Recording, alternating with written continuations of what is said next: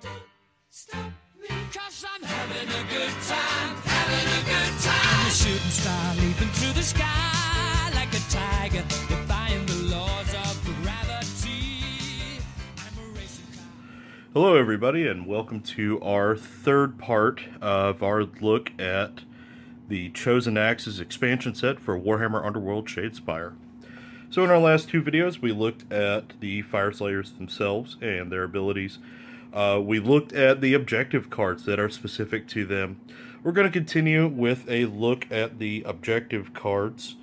The ploy cards that are going to be specific to them.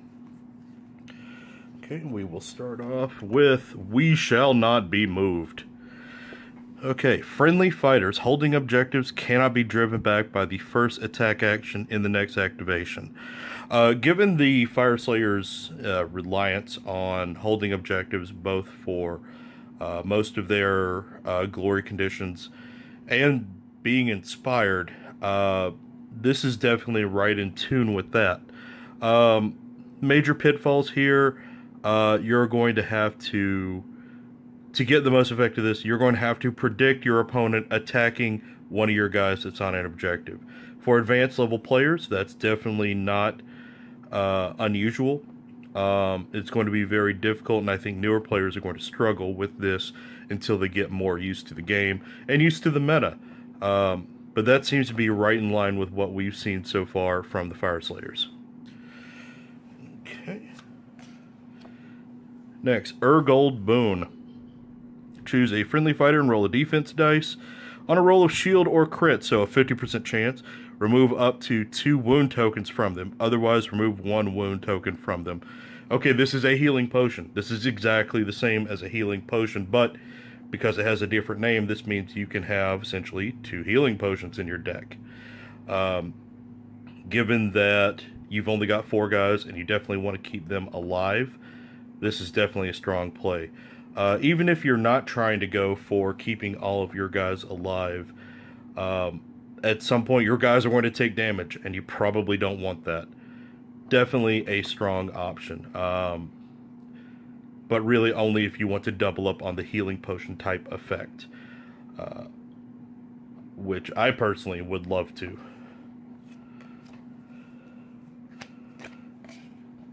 Treasure Lust. Choose a friendly fighter and push them up to 3 hexes. They must end up holding an objective. Okay, so earlier in my first video that I did for first reactions, we were looking at some of the objectives, and they're really very much based on getting to objectives. Given that the major problem that Fire Slayers face is really low 2 movement speed or 3 if they're inspired, this is awesome. You want these guys to get onto the objectives. This will definitely give you a strong push.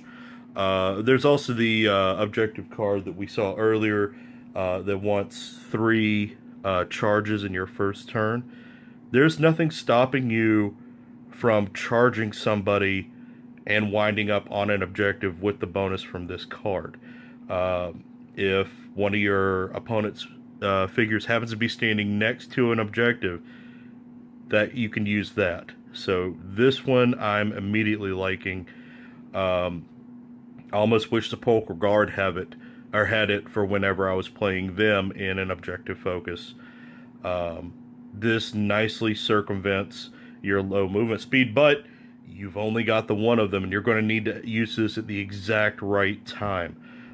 Which the same is true for any ploy. And again, it's going to be something that newer Shadespire players will struggle with, and real masters of the game will find abilities like this to be indispensable.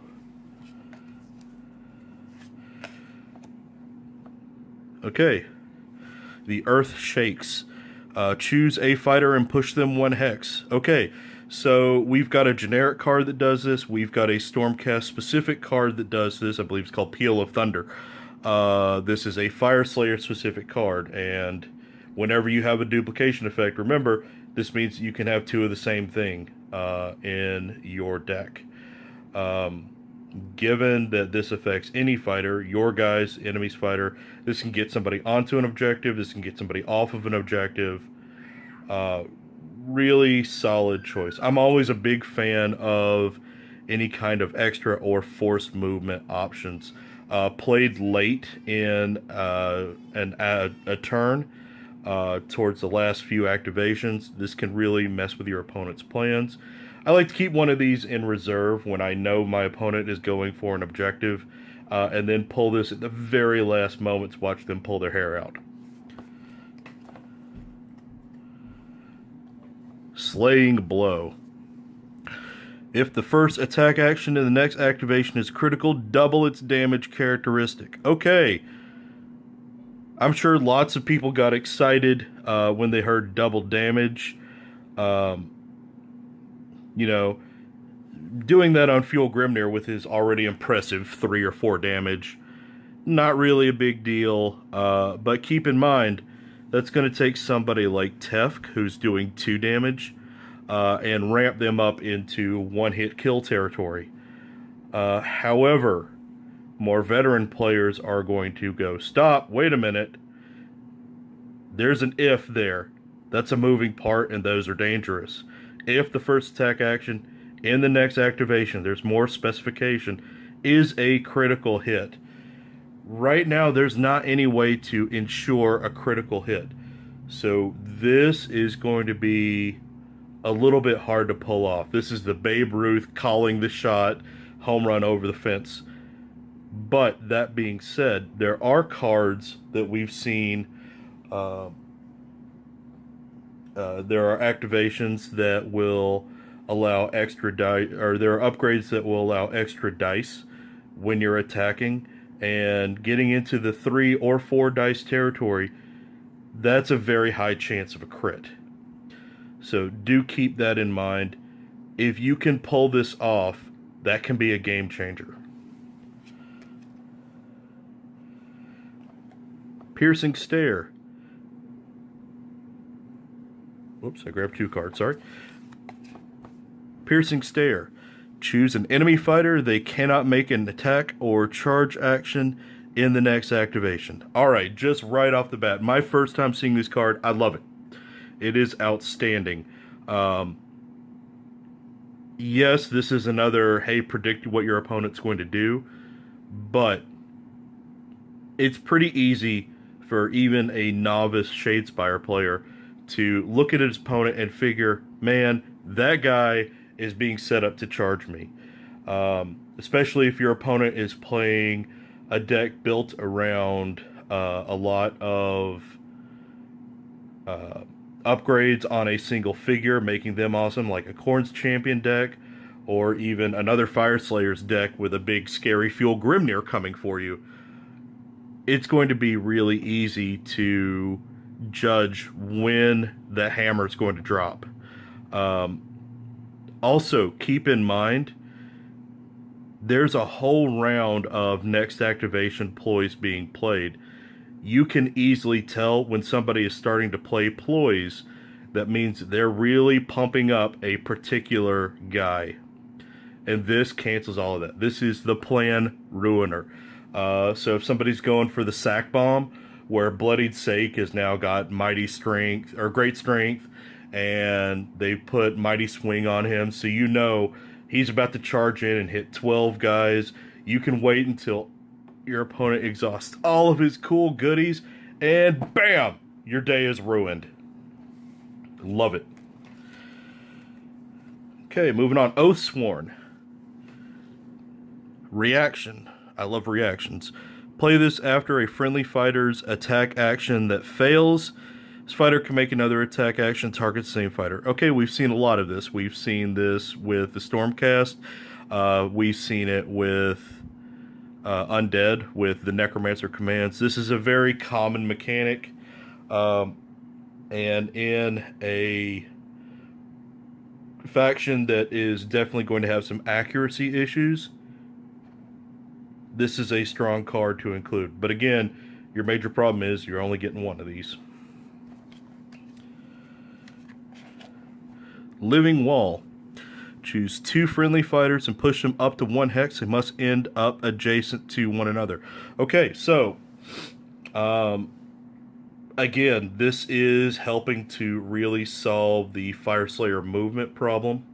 And also, you'll remember earlier I talked about using Volt Auric Bane with somebody else, perhaps even Tef with the Shield Bash type card, to make a certain objective extremely difficult to attack, or perhaps convincing your opponent to not attack this perfect objective. This seems to dovetail into that very well. I'm seeing a lot of synergy here. And plus, in a faction that is going to struggle with movement, this is going to be a very strong play. Indomitable. The first time a friendly fighter suffers damage in the next activation, they only suffer 1 damage. Okay. So this is a carbon copy of what we saw with most powerful card. One of the most powerful cards from Khorne Bloodbound is Insensate. Again, this is another situation where you're going to have to predict a huge attack is coming, but this, bam, you've ruined somebody's day. Any Khorne Bloodbound player will tell you what sort of shenanigans they have pulled off with Insensate. You can do the same thing with this. Also keep in mind, with 3 or 4 on all of your guys, they do stand a chance of being one-shotted. So this can stop that. Finally, Berserk Fury. First time a friendly fighter suffers damage in the next activation, roll defense dice. If the result is a shield, they suffer no damage. Okay, so this is again another, hey, you're predicting when the whammy is going to come from your opponent, and you can hedge your bets against that. It's not going to be as reliable. Again, this is only happening on a shield, which is a 2 out of 6 chance. Or a 5 up if you're thinking in terms of a d6. Is it better than nothing in this situation? Yes, but do you want to give up a card slot for this?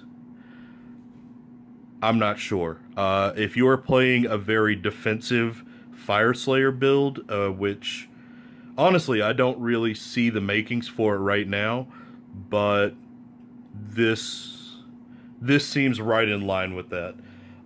It's not really jumping out at me right now, though, so I'm not super excited about it, especially given some of the other great options that we've seen from their particular ploys.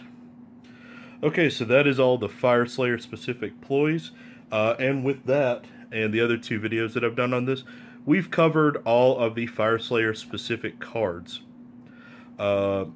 In my next set of videos, we're going to look at all of the generic cards.